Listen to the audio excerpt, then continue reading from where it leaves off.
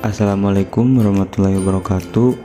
Yang terhormat kepada Bapak Mohtaupan Nugroho, SSI MM, selaku dosen pengampu mata kuliah perpajakan 1. Sebelumnya, perkenalkan, nama saya Andi Nugraha dari program studi akuntansi.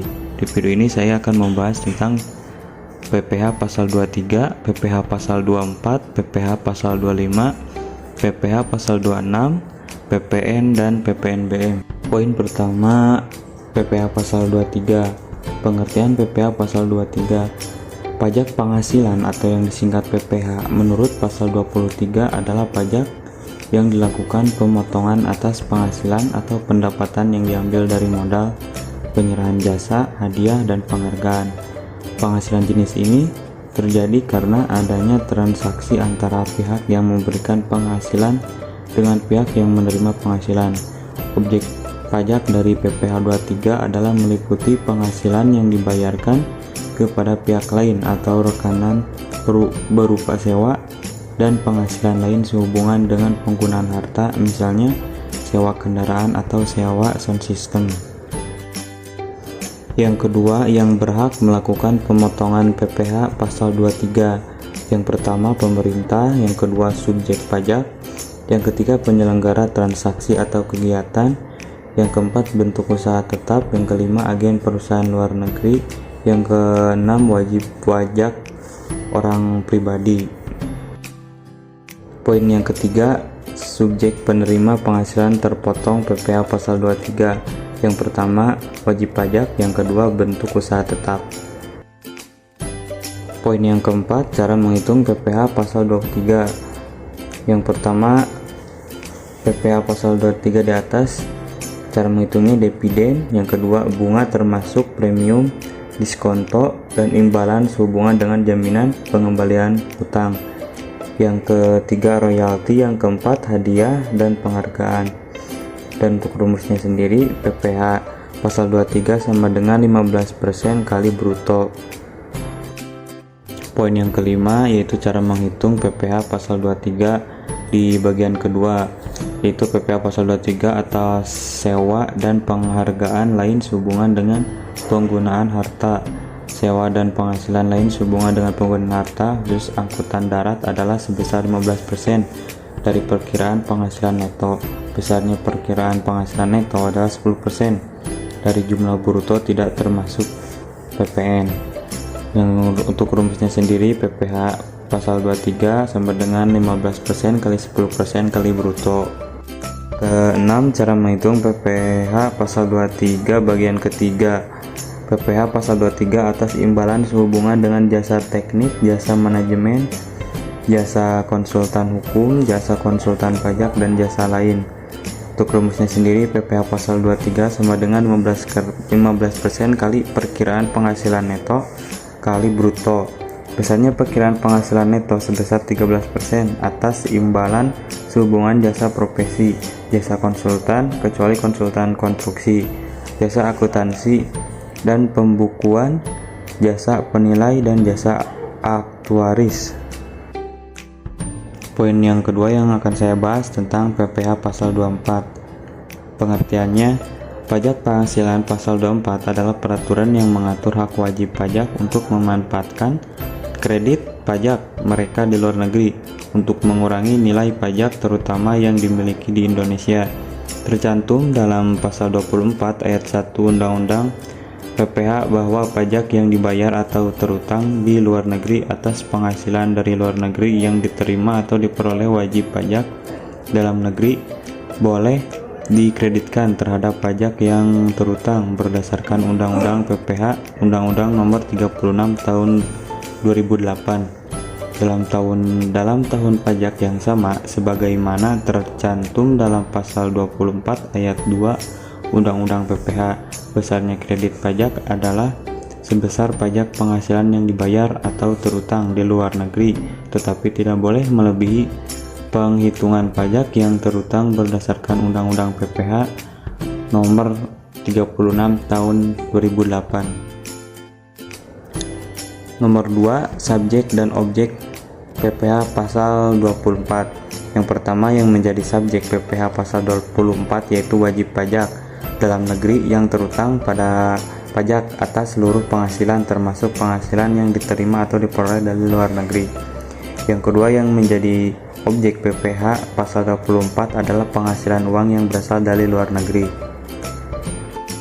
Nomor 3, penghitungan PPh pasal 24. Katakanlah PT ABC tahun 2017 memperoleh pendapatan neto di dalam negeri sebesar 25 juta dan dari luar negeri sebesar 10 juta. Asumsi pajak di luar negeri sebesar 20%. Total penghasilan yang tercatat adalah sebesar 35 juta penghasilan dalam negeri plus penghasilan luar negeri. Total PPh terutang 25% dikali 35 juta sama dengan 875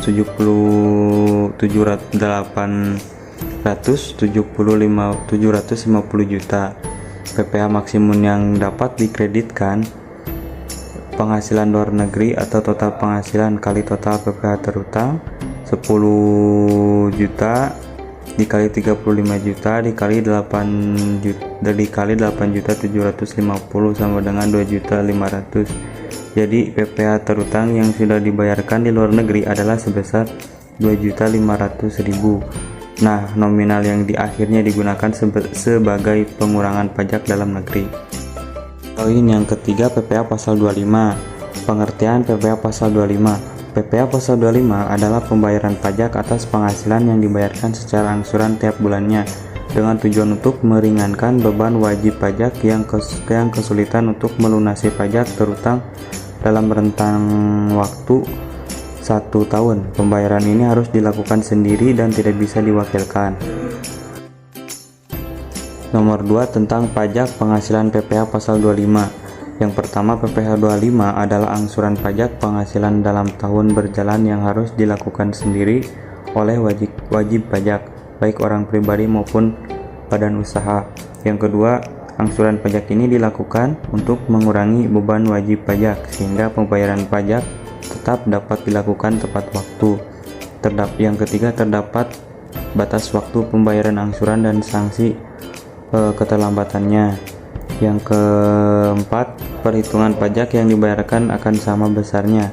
Namun ketika pembayaran tanggungan pajak dilakukan secara diangsur, maka beban yang dipikul oleh wajib pajak akan terasa lebih ringan. Nomor 3, perhitungan PPh pasal 25. Besarnya angsuran PPh pasal 25 dalam tahun berjalan tahun pajak berikutnya setelah tahun yang dilaporkan di SPT tahun PPh dihitung sebesar PPh yang terutang pajak tahun lalu yang dikurangi dengan yang pertama, satu pajak penghasilan yang dipotong sesuai pasal 21 yaitu sesuai tarif pasal 17 ayat 1 bagi pemilik NPWP dan tambahan 20% bagi yang tidak memiliki NPWP, dan pasal 23 15% berdasarkan dividen, bunga, royalti, dan hadiah serta 2% berdasarkan sewa dan penghasilan lain serta imbalan jasa, serta pajak penghasilan yang dipungut sesuai 22 pungutan 100% bagi yang tidak memiliki NPWP. Yang kedua, satu pajak penghasilan yang dibayar atau terutang di luar negeri yang boleh dikreditkan sesuai pasal 24 lalu dibagi 12 atau total bulan dalam pajak masa setahun. Poin selanjutnya, PPh pasal 26. Pengertian. Menurut Undang-Undang Nomor 36 Tahun 2008, PPh pasal 26 adalah pajak penghasilan yang dikenakan atau penghasilan yang diterima wajib pajak luar negeri dari Indonesia selain untuk usaha tetap BUT di Indonesia. PPh pasal 26 mengatur kebijakan mengenai pajak yang berhubungan dengan wajib pajak luar negeri. Badan usaha ada apapun di Indonesia yang melakukan transaksi pembayaran kepada wajib pajak luar negeri diwajibkan untuk membayar PPh pasal 26 atas transaksi tersebut. Nomor 2, pemotongan PPh pasal 26. Yang pertama, badan pemerintah. Yang kedua, subjek pajak badan dalam negeri. Yang ketiga, penyelenggara kegiatan. Yang keempat, bentuk usaha tetap. Yang kelima, perwakilan perusahaan luar negeri lainnya. Yang keenam, wajib pajak orang pribadi yang ditunjukkan sebagai pemotong pajak. Nomor 3, cara menghitung PPh pasal 26. Contoh yang pertama, Max yang adalah warga negara Spanyol memiliki 25% saham di PT XYZ. Tahun ini Max menjual seluruh sahamnya senilai 5 miliar kepada Gary, seorang warga negara Argentina. Asumsikan tidak ada P3B antara Indonesia dan Argentina serta Spanyol sehubungan dengan transaksi tersebut, maka besarnya PPh pasal 26 sama dengan 20% kali 25% kali 5 juta sama dengan 250 juta dan bersifat finansial.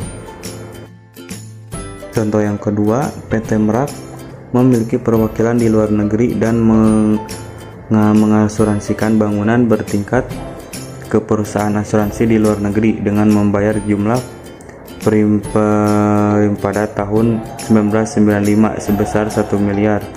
Dengan demikian, perhitungan PPh pasal 26 adalah sebagai berikut. Rumusnya perkiraan penghasilan 50% kali 1 juta sama dengan 500.000. PPh pasal 26 sama dengan 20% kali 500.000 kali 100.000 sama dengan 1 juta. Poin selanjutnya, PPN atau pajak pertambahan nilai. Pengertian PPN adalah pungutan yang dikenakan dalam setiap proses produksi maupun distribusi. Itulah alasannya kita sering menemukan PPN dalam transaksi sehari-hari, sebab dalam PPN pihak yang menanggung beban pajak adalah konsumen akhir atau pembeli.